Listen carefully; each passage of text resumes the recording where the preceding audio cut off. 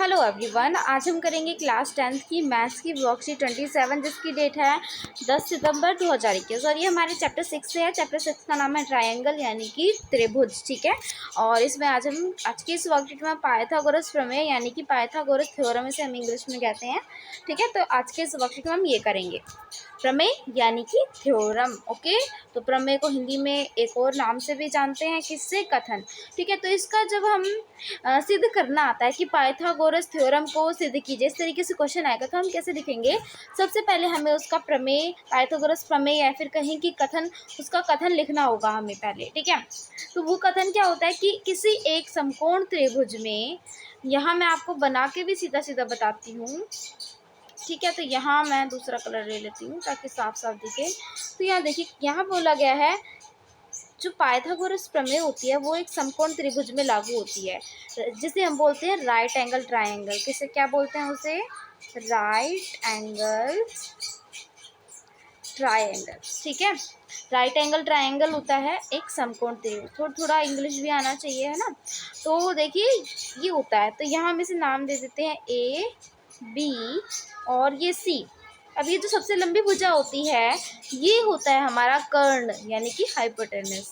ठीक है, ये होता है हमारा कर्ण, और ये जो परपेंडिकुलर इसे हम बोलते हैं लंब। ठीक है, ये जो ए बी है यहाँ ये परपेंडिकुलर है, लंब है, और बेसी जो है वो क्या है? आधार है यानी कि बेस है। ठीक है, इतना समझ में आया बात? ठीक है, ओके। अब हम देखते हैं आगे। तो देखिए ये क्या होता है, सब इसमें क्या होता है कि किसी एक समकोण त्रिभुज में कर्ण का वर्ग, कर्ण ये है, ये क्या है? कर्ण है। कर्ण का वर्ग जो होता है वो क्या होता है? शेष दो भुजाओं के वर्ग के योग के बराबर होता है। अब यहाँ समझिए, देखिए ये जो कर्ण है AC, इसका जो वर्ग होता है AC का वर्ग, यानी कि ये भुजा बराबर होती है दोनों भुजाओं के वर्ग के योग के। अब दोनों भुजाएं कौन सी बच गई? ये तो AB बच गई, तो यहाँ हम लिखेंगे AB का वर्ग जमा कौन सी भुजा बच गई? BC जमा BC का वर्ग। तो यहाँ आपको क्या पता चला कि AC का जो वर्ग है, AC जो भुजा है, कर्ण है, उसका वर्ग जो बराबर होता है, क्योंकि इसका वर्ग बराबर करना है ना, तो इन दोनों भुजाओं के वर्ग के योग के ही तो बराबर होगा, उनको जोड़ेंगे तो, है ना। तो यानी कि इन दोनों भुजाओं के जोड़ के बराबर होगा, लेकिन इसका वर्ग कर रहे हैं तो इनका भी वर्ग करेंगे। Is that clear? ओके, तो यहाँ क्या बोला गया कि एक समकोण त्रिभुज में कर्ण का वर्ग शेष दो भुजाओं के वर्ग के योग के बराबर होता है। समझ आ गया आपको? तो पाइथागोरस थ्योरम जो होती है वो क्या होती है कि कर्ण का वर्ग बराबर होता है शेष दो भुजाओं के वर्ग के योग के। ठीक है, तो ये तो आपको समझ आई गया होगा, आई होप। तो देखिए AC ये हो गया, AC ये हो गया इसका हाइपोटेनस कर्ण। ठीक है, AB क्या हो गया? इसका लंब हो गया। BC क्या हो गया? इसका आधार हो गया। ठीक है, ये कर्ण हो जाएगा। ओके, तो इस तरीके से ये बन गया हमारा AC का square plus is equals to AB का स्क्वायर प्लस BC का स्क्वायर। ये होती है हमारी पाइथागोरस थ्योरम। अब इसे सिद्ध किसी तरीके से करेंगे, तो इसको सिद्ध करने के लिए हम V जहाँ यहाँ समकोण बन रहा है, तो देखिए यहाँ मैं बनाती हूँ तब आपको समझ आएगा। ठीक है, तो यहाँ समकोण है, तो समकोण जहाँ है वहाँ से हम एक लंब डालेंगे और इसका नाम दे देंगे हम D। ये A, ये B, ये C, तो इसका नाम हमने दे दिया D। जब हमने इसका नाम दे दिया और हमने जब ये लंब डाला तो क्या हुआ? तब क्या हुआ? एक चीज़ हुई, क्या कि भाई यहाँ दो क्या बन गए? यहाँ 90 डिग्री के एंगल बन गए और दो त्रिभुज बन गए। 90 डिग्री के एंगल बने कि नहीं बने? अगर आप इसको रोटेट करके देखोगे तो ये बेस बन जाएगा और ये परपेंडिकुलर बन जाएगा, एंड देन ये आपका हाइपोटेनस बन जाएगा। दो ट्रायंगल आपके पास बन चुके हैं। इस तरीके से ये आपका बेस हो जाएगा, ये परपेंडिकुलर सेम रहेगा और ये बेस बन जाएगा। तो सबसे पहले यहाँ हम AB निकालें या BC निकालें, जो भी निकालें, ठीक है, क्योंकि यहाँ देखिए फिर किस तरीके से करेंगे। अब बहुत इजी है ये, आप इसे अच्छे समझ लीजिए, बस और कुछ नहीं है। फिर दिया है हमें, क्या दिया है? एक समकोण त्रिभुज दिया है जिसमें B पर समकोण है। ठीक है, तो एक समकोण त्रिभुज हमें दे रखा है जिसमें B पर क्या है? समकोण है, यानी कि 90 डिग्री का एंगल है। यानी कि हमें क्या पता है, ए बी सी इस ट्राइंगल में हमें सिर्फ angle B is equals to 90 degree. Angle B को हम किस तरीके से लिख सकते हैं, angle A B C is equals to 90 degree, क्योंकि पता होगा कि जो बीच में आता है वो एंगल होता है। ठीक है, तो हमें ये दिया है। अब टू प्रूफ सिद्ध क्या करना है हमें, कि भाई ये सिद्ध करना है, यानी कि हमें सिद्ध करना है कि कर्ण का स्क्वायर, क्या ए बी सी ये है कर्ण, ये है लंब, ये है आधार, कि कर्ण का स्क्वायर बराबर होता है बाकी दो भुजाओं के वर्ग के योग के। ये दे रखा है यहाँ, जो मैंने आपको बताया। रचना हमें क्या करनी है, अपने आप से डेवलपमेंट क्या करनी है हमें, यहाँ एक बी पर से लंब बी डी की रचना करनी है जो ए सी को डी पर मिले, ए सी लाइन को डी पर काटे। इस बिंदु का नाम हमें डी देना है। ठीक है, अब उत्पत्ति क्या है, उत्पत्ति यहाँ देखिए, यहाँ में एक ट्राइंगल दोबारा बनाना पड़ रहा है, ए बी सी और ये डी है। अब यहाँ समकोण त्रिभुज बन रहे हैं दो। अब यहाँ देखिए दो ट्राइंगल हमारे पास, ट्राइंगल ए बी डी और है एक ट्राइंगल ए बी सी। अब यहाँ हमें दो ट्राइंगल लेके चलने हैं एंड इसमें कॉमन रहेगा ए बी सी ट्राइंगल, ये वाला ट्राइंगल ए बी सी, यानी कि पूरा बड़ा वाला ट्राइंगल, ये पूरा बड़ा ट्राइंगल ये कॉमन रहेगा। और एक ट्राइंगल है ए बी डी यानी कि ये वाला ऊपर वाला। ठीक है, इसलिए मैं दूसरे कलर से दिखाती हूँ, ये वाला ट्राइंगल लेंगे हम एक। ठीक है, तो यहाँ हम क्या करेंगे, अब हमें बी ए डी। अब यहाँ ध्यान से देखने वाली बात है। ठीक है, इसे मैं कॉपी में कराती तो ज़्यादा अच्छा रहता है ना, कोई बात नहीं, हम यहाँ समझते हैं। तो ट्राइंगल बी ए डी कौन सा हो जाएगा, यहाँ मैं अगर ऊपर वाले ट्राइंगल को बनाऊँ तो यहाँ लिख रखा है ए बी डी, तो इसने बोला है बी ए डी यानी कि बीच वाला क्या होता है आपका एंगल होता है। तो बी ए डी यानी कि angle A is equals to angle C A B, यानी कि बीच में एंगल आ रहा है। अब यहाँ देखिए is equals to angle C ए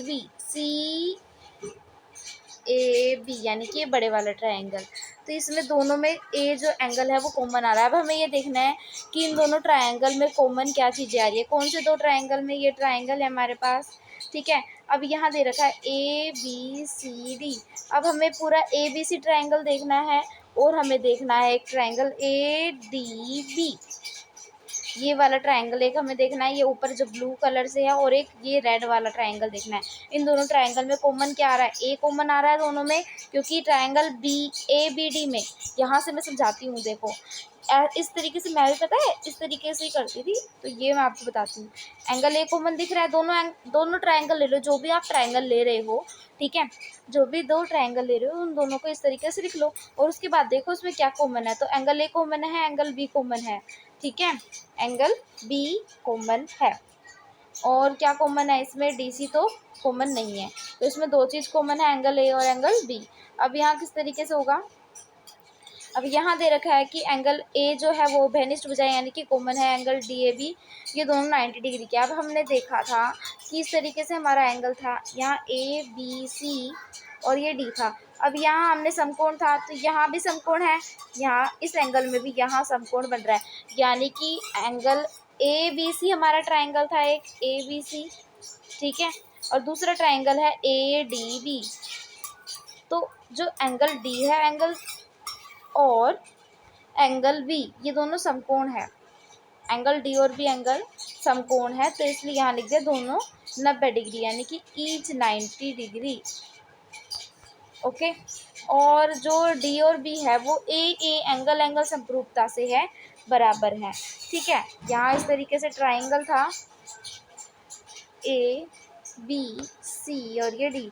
तो यहाँ देखिए एंगल जो डी है, ये जो डी है ये बराबर है बी के, एंगल समरूपता से, क्योंकि एंगल बराबर हैं। ठीक है, इसलिए क्या होगा ए बी अपॉन ए सी। अब क्या होगा ए बी अपॉन क्या होगा ए सी, क्योंकि हमें क्या निकालना है, हमें पहले ए बी निकालना है। हम पहले फाइंड आउट क्या कर रहे हैं, ए बी निकाल रहे हैं, इसलिए हमने ए बी अपॉन ये इस तरीके से किया।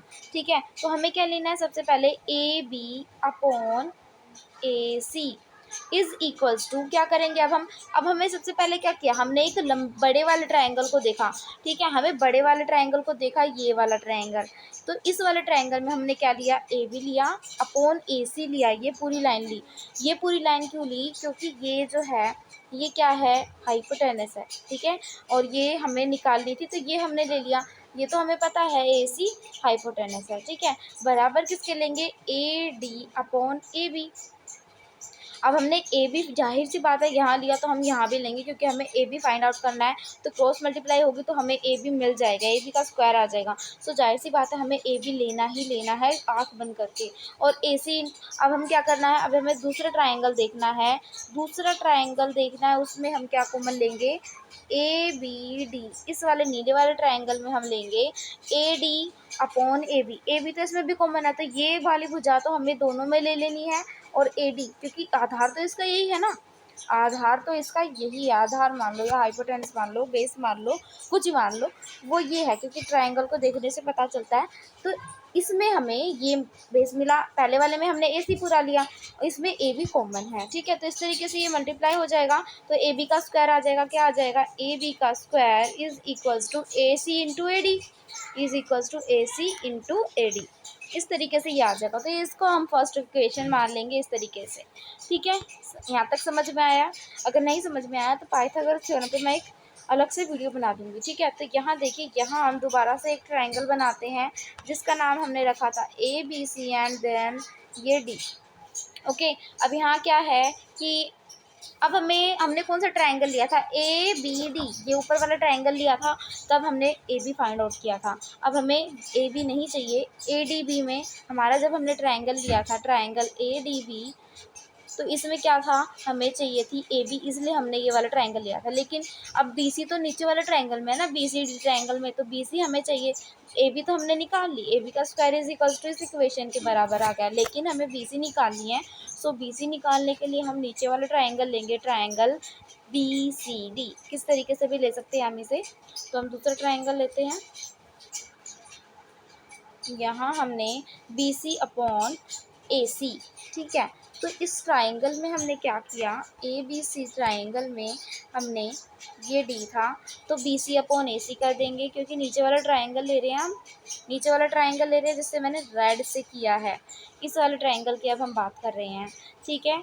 तो इसमें क्या करेंगे, बी सी जो है, बी सी दोनों ट्रायंगल में कॉमन है, कौन से दोनों ट्रायंगल में, ब्लू वाला कौन सा है, ब्लू वाला ट्रायंगल है, यहाँ मैं ब्लू के लिए ब्लू ही कलर यूज़ करती हूँ, आके समझ आए। तो ट्रायंगल ए बी सी, ये सबसे बड़े वाला जो ट्रायंगल है, ठीक है। तो सबसे बड़े वाले ट्रायंगल में क्या है, सबसे बड़े वाला ट्रायंगल तो मैंने कहा था दोनों में लेना ही लेना है, और इसमें बी सी कॉमन आ जाएगा। अब हम बात करेंगे रेड वाले की, रेड वाला ये वाला ट्रायंगल है, ठीक है। तो ये हो जाएगा ट्रायंगल डी बी सी, तो इस तरीके से ये दोनों ट्रायंगल हो गए, ठीक है। तो हमने पहले ऊपर वाला लिया था, अब नीचे वाला लेंगे, क्योंकि हमें बी सी फाइंड आउट करना है, ओके। अब हम क्या करेंगे, अब मैंने जैसे बताया था कि हमें जो भी फाइंड आउट करना होता है वो हम एंगल लिख के उसके बाद देखते हैं कि क्या सिमिलर आ रहा है। तो एंगल हमें सी सिमिलर दिख रहा है, बी सिमिलर दिख रहा है, यानी कि एंगल सिमिलर नहीं है, बी सी, तो यहाँ हम देख पा रहे हैं कि बी सी एक साइड है, ठीक है। तो हम क्या करेंगे, बी सी हमें लिखना होता है ना कि क्या समान है क्या नहीं समान है, तो यहाँ हम करेंगे कि बी सी, यहाँ सही से दिख नहीं रहा है, शायद दूसरे कलर का यूज़ करते हैं। तो बी सी का जो स्क्वायर है वो बराबर होगा किसके, ये जो बी सी का स्क्वायर है, क्योंकि दोनों में बी सी कॉमन है, दोनों में बी सी क्या है, कॉमन है, तो बी सी का स्क्वायर बराबर हो जाएगा। सबसे पहले हम क्या करेंगे, नो, सबसे पहले हमें ये करना है ना, ओके। यहाँ में बी सी, यहाँ हम करेंगे B C upon A C, ये बी सी अपॉन ए सी, क्योंकि ए सी तो हमें लेनी ही लेनी है और बी सी लेंगे हम, ठीक है। तो ए कॉमन है, सी कॉमन है, बी कॉमन है। ओके, ये सारी चीज़ें हमें नज़र आ रही हैं। तो बी सी अपॉन ए सी लेंगे बड़े वाले ट्रायंगल में, क्योंकि हमने ए बी तो ले लिया पहले, ए बी तो हमने पहले वाली इक्वेशन ये निकाल ली, तो ए बी का मान तो हमने निकाल लिया, तो ए बी तो हमें लेनी ही नहीं है। तो ए सी अपॉन बी सी लेंगे या फिर बी सी अपॉन ए सी लेंगे। बी सी अपॉन ए सी लेंगे, क्यों? क्योंकि हमें बी सी फाइंड आउट करनी है। तो B C upon A C is equals to, क्योंकि हमें ए बी का कुछ काम नहीं है इसलिए ए बी नहीं लेंगे। अब नीचे वाले ट्रायंगल को देखेंगे, रेड वाले ट्रायंगल को देखेंगे हम, इस वाले रेड वाले ट्रायंगल को, बी सी डी ट्रायंगल को। तो इसमें क्या करेंगे, मैंने जैसे बताया सी डी लेंगे इसमें हम, ये वाला, क्योंकि इसमें तो हमने ए सी लिया था, क्योंकि ए सी बेस तो लेना ही है, तो हम डी सी वाला बेस लेंगे यहाँ। तो डी सी अपॉन क्या हो जाएगा, बी सी हो जाएगा, D C upon B C, क्योंकि हमें ये वाला फाइंड आउट करना है, जो फाइंड आउट करना है वो हम नीचे नीचे लेते ही हैं, क्योंकि हमें उसका स्क्वायर चाहिए ना, स्क्वायर चाहिए तो हमें नीचे लेना ही पड़ेगा। तो यहाँ क्रॉस मल्टीप्लाई होगा तो बी सी का स्क्वायर आ जाएगा, बी सी का square is equals to A C into D C. ये हमारी सेकेंड इक्वेशन बन जाएगी। ठीक है, इतना समझ में आया? नहीं समझ में आया? नहीं समझ में आया तो मैं इसके लिए ज़रूर सेपरेट वीडियो बनाऊंगी, वैसे समझ आना चाहिए। अब हमारे जो दो समीकरण थे उसको हम जोड़ देंगे, दो समीकरणों को जोड़ देंगे किस तरीके से, यहाँ देखिए। तो ए बी का square is equals to A D into A C, ये हमारी इक्वेशन नंबर 1 है। ठीक है, इक्वेशन 2 क्या है कि बी सी का square is equals to C D into A C, और यहाँ मैं एक ट्रायंगल भी साथ में बना देती हूँ। ठीक है, ताकि कोई भी कंफ्यूजन ना रहे, मैं चाहती हूँ बिल्कुल अच्छे से क्लियर होना चाहिए। ओके, चलिए अब दोनों समीकरणों को जोड़ देंगे हम। तो किस तरीके से जोड़ेंगे दोनों समीकरण, ये मैंने यहाँ लिख दिए हैं। ठीक है, ओके, अब यहाँ किस तरीके से जोड़ेंगे, तो ए बी का स्क्वायर प्लस बी सी का स्क्वायर, पहले इन दोनों को जोड़ेंगे। तो ए बी का स्क्वायर प्लस बी सी का स्क्वायर। ठीक है, क्योंकि जोड़ देंगे ना, तो जोड़ देंगे तो बटे में करके लिखेंगे, is equals to A D into A C, ये हम लिखेंगे A D into A C and plus करेंगे, क्योंकि इसको जोड़ रहे हैं ना, सी डी इंटू ए सी। अब इसमें से हम कॉमन निकालेंगे, देखते हैं क्या कॉमन निकलता है इसमें से। तो यहाँ हम सबसे पहले ये तो लिखा ही रहेगा कि ए बी का स्क्वायर प्लस बी सी का स्क्वायर इज इक्वल्स टू, अब यहाँ देखिए क्या कॉमन आ रहा है, ए डी ए सी, ए सी, ए सी हमें 2 बार दिख रहा है, तो ए सी हम कॉमन ले सकते हैं, ए सी कॉमन आ जाएगा, तो ये दोनों तो कॉमन आ गया, ए डी और सी डी बच गया। तो ए डी इंटू नहीं आएगा, प्लस का निशान है ना, तो A D plus C D आ जाएगा। ठीक है, तो अब क्या करेंगे, अब हम क्या करेंगे, यहाँ ध्यान से देखिए, A D plus C D, A D plus C D, ये दोनों मिलके क्या बना रहे हैं, ए सी बना रहे हैं। तो हम इनके बदले ए सी लिख सकते हैं कि नहीं लिख सकते, तो ए सी प्लस, तो इनके बदले हम ए सी मल्टीप्लाई में आ जाएगा ना, ये हाँ, ए सी मल्टीप्लाई में ए सी आ जाएगा, इन दोनों के बदले ए सी लिख देंगे, और ए बी का स्क्वायर प्लस बी सी का स्क्वायर तो चलता ही रहेगा। तो ए बी का स्क्वायर प्लस बी सी का square is equals to A C का स्क्वायर, ये मल्टीप्लाई हो जाएगा तो क्या बन जाएगा, ए सी का स्क्वायर बन जाएगा। तो इस तरीके से ये प्रूव हो जाएगा कि ए बी का स्क्वायर प्लस बी सी का square is equals to A C का स्क्वायर। इसको हम इस तरीके से लिख सकते हैं कि ए सी का square is equals to A B का स्क्वायर प्लस बी सी का स्क्वायर। ओके, तो ये हो गया हमारा पाइथागोरस थ्योरम प्रूव हो गया। ठीक है, तो लास्ट में आप लिखेंगे हैंस प्रूव्ड या फिर सिद्धम, इसे सिद्धम भी लिख सकते हैं या सिद्ध हुआ भी लिख सकते हैं। ठीक है, तो ये हो गया हमारा प्रूफ।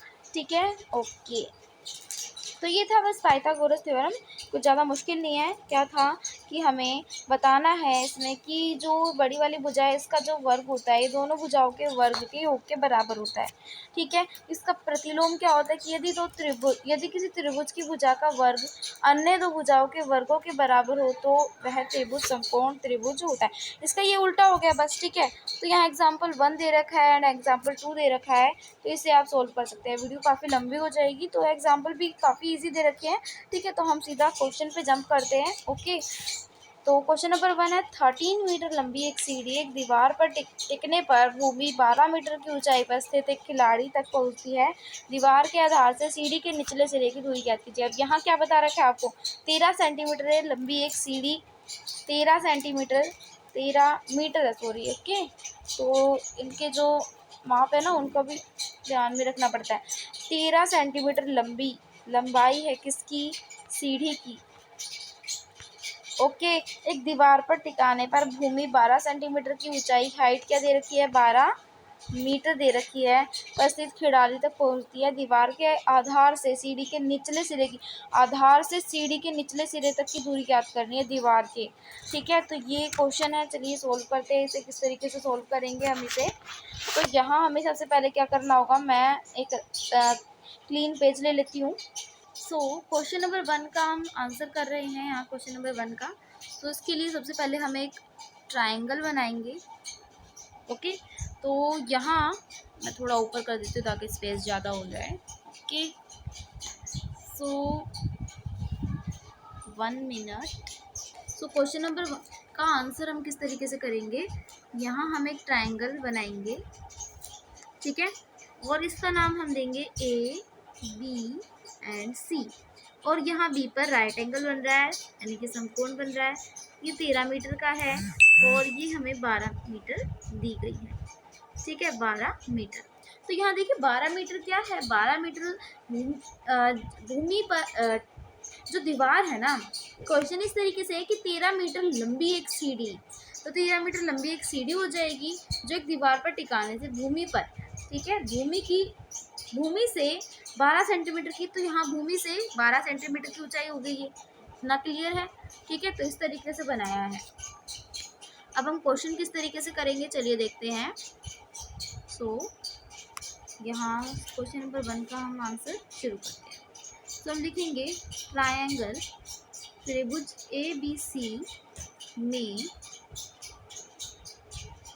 क्या है, त्रिभुज ABC जो है वो क्या है, एक समकोण त्रिभुज है। जैसे हम इस तरीके से लिखते हैं, is a right angle triangle. तो मैं हिंदी में ही लिख देती हूँ, त्रिभुज ABC एक समकोण त्रिभुज है। सो हाथ जो है ना चलते नहीं है फोन पे। समकोण त्रिभुज है, यहाँ मैं त्रिभुज का निशान बना दे रही हूँ कि आप त्रिभुज पूरा लिखेंगे। और उसके बाद हम लिखेंगे सो इसलिए AC का स्क्वायर, ये हम पाइथागोरस थ्योरम लिख रहे हैं, AB का स्क्वायर प्लस BC का स्क्वायर। ठीक है, तो AC का स्क्वायर हमें क्या गिवन है, AC हमें 13 सेंटीमीटर गिवन है। ठीक है, तो AC हम क्या लिखेंगे 13 सेंटीमीटर, 13 का square is equals to AB हमें क्या दिया हुआ है, AB 12 मीटर दिया हुआ है, तो 12 का स्क्वायर प्लस BC हमें गिवन नहीं है, तो BC का स्क्वायर ही रहेगा। ओके, तो 13 का स्क्वायर खोलेंगे तो 169 एंड 12 का 144 एंड BC का स्क्वायर ही रहेगा। ओके, और उसके बाद हम 144 को इधर की साइड ले आएंगे और वो माइनस का हो जाएगा। ठीक है, तो आगे करते हैं हम, आगे होएगा 169 minus 144 is equals to BC का स्क्वायर। ओके, एंड इसको माइनस करेंगे तो 25 आएगा and 25 is equals to BC का स्क्वायर। सो BC इधर लिख लेंगे हम, तो BC का स्क्वायर, अगर स्क्वायर हटाएंगे BC पे से तो यहाँ रूट लग जाएगा, तो 25 रूट में चला जाएगा। यहाँ मैं ढंग से लिखती हूँ 25, तो 25 अगर रूट में चला जाएगा तो आगे क्या होगा, तो रूट हट जाएगा, तो BC is equals to 5 metre, इसका आंसर आ जाएगा। तो BC क्या निकल के आएगा हमारे पास 5 मीटर। सो दैट BC क्या आ गया हमारे पास, BC आ गया हमारे पास 5 मीटर। सो हमें यही प्रूव करना था, यही निकालना था, सॉरी, BC। तो ये हो गया हमारा आंसर नंबर 1 का सॉल्यूशन, आंसर 1 का। तो स्क्रीनशॉट ले सकते हैं यहाँ से। नाउ अब सेकंड क्वेश्चन देखते हैं। सेकंड क्वेश्चन है 8 मीटर भुजा वाले एक वर्ग के विकर्ण की लंबाई बताएं। तो हमें 8 मीटर भुजा वाले एक वर्ग दे रखा है, उसके विकर्ण की लंबाई बतानी है, यानी कि वर्ग दे रखा है, उसका में एक विकर्ण है, इसकी साइड सारी कितनी होगी 8 मीटर होगी, तो उस विकर्ण की लंबाई बतानी है। तो किस तरीके से निकालेंगे चलिए देखते हैं। सबसे पहले हम लिखेंगे जो हमारे पास है, तो यहाँ हम एक स्क्वायर ले लेते हैं। ठीक है, और हम इसे, इसकी साइड जो है वो 8 मीटर की है, तो यहाँ 8 ही आ जाएगा, सारी साइड इक्वल होती है। और इसमें एक बीच में विकर्ण है, ठीक है, तो हमें इस विकर्ण की लंबाई बतानी है, तो इसे नाम देंगे ए बी सी और ये डी। ठीक है, तो हमें क्या दिया हुआ है, गिवन में लिखेंगे, यानी दिया है क्या दिया है कि वर्ग की भुजा की लंबाई जो है वो 8 मीटर है। साइड ऑफ स्क्वायर, वर्ग की भुजा बराबर 8 मीटर। 8 मीटर है, इसकी जो यूनिट है वो भी याद रखनी है। और ज्ञात क्या करना है, ज्ञात करना, तो ज्ञात करना है, क्या ज्ञात करना है हमें ज्ञात करना है कि BD क्या है हमारा, ये क्या है, BC है ना। तो ये हमें ज्ञात करना है, विकर्ण की लंबाई, तो BC। ठीक है, तो त्रिभुज ABC एक समकोण त्रिभुज है ABC में। ठीक है, एक समकोण त्रिभुज है। ठीक है, तो इसलिए पाइथागोरस प्रमेय लगाएंगे, कि पाइथागोरस थ्योरम लगाएंगे हम इसमें। सो क्वेश्चन नंबर 2 का आंसर हम लिखेंगे इस तरीके से कि दिया है वर्ग की भुजा 8 मीटर है। वर्ग की भुजा एक ही होती है, सारी साइड्स बराबर होती है, तो भुजा 8 मीटर है। ज्ञात करना है हमें BD, जो कि विकर्ण है इसका। तो हम त्रिभुज देखेंगे, जिस कलर से मैं कर रही हूँ, त्रिभुज ABC, ABC। ठीक है, ये समकोण त्रिभुज है, यहाँ समकोण बन रहा है, तो BD का स्क्वायर बराबर होगा AD का स्क्वायर जमा AB का स्क्वायर। ठीक है, तो ये वाला हम ले रहे हैं, ये ट्रायंगल। तो पाइथागोरस थ्योरम लगा दी, बस पाइथागोरस थ्योरम लगा के हमने BD का मान निकाल लिया, जो कि ये आया। तो इस तरीके से इसको सॉल्व करेंगे।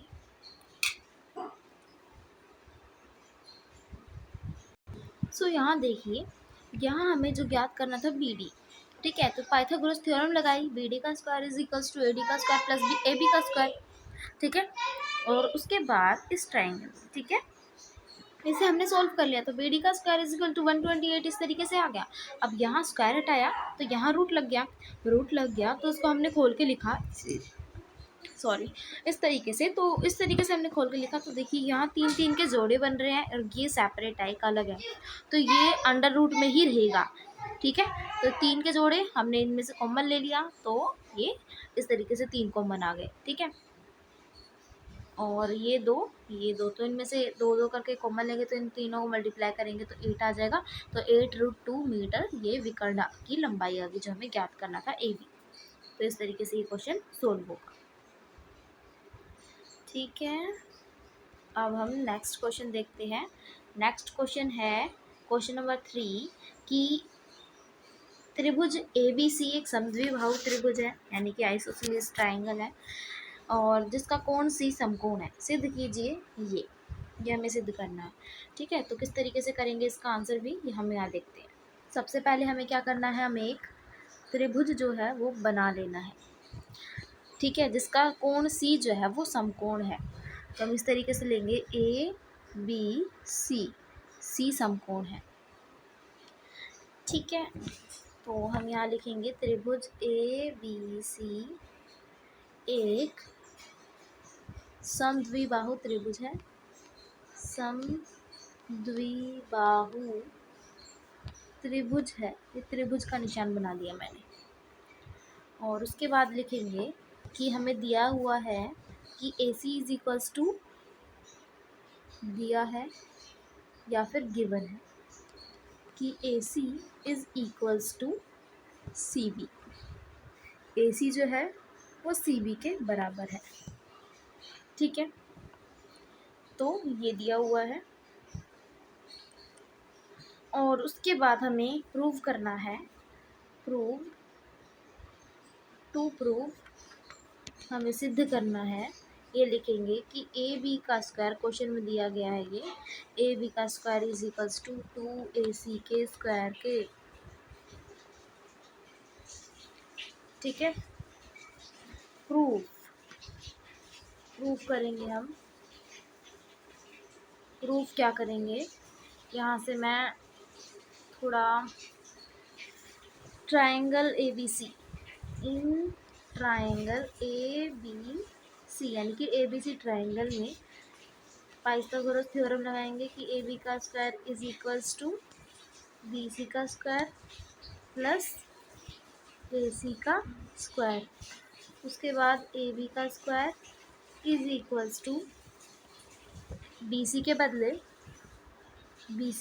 हम क्या लिख सकते हैं, ए सी लिख सकते हैं क्योंकि ये दोनों बराबर हैं। तो A C plus A C is equals to two A C हो जाएगा, 2ac। तो ए बी क्या आ गया निकल के, निष्कर्ष क्या निकल के आया कि 2ac का square is equals to A B के स्क्वायर के। तो यही हमें प्रूव करना था। इसको इस तरीके से लिख रखा है कि ए बी का square is equals to 2ac के स्क्वायर। दैट्स प्रूव हुआ ये। मैं कॉपी में भी दिखा देती हूँ। सो यहाँ हमें ये ट्रायंगल गिवन है, A B C right angle triangle है, तो इसलिए हमने पाइथागोरस थ्योरम लगाई कि ए सी का square is equals to A B का स्क्वायर प्लस बी सी का स्क्वायर। तो ए सी हमें गिवन है सी का स्क्वायर। ओ ये मैं कौन सा क्वेश्चन करा रही हूँ, ये 1 क्वेश्चन है, मैं दूसरा क्वेश्चन दिखाती हूँ।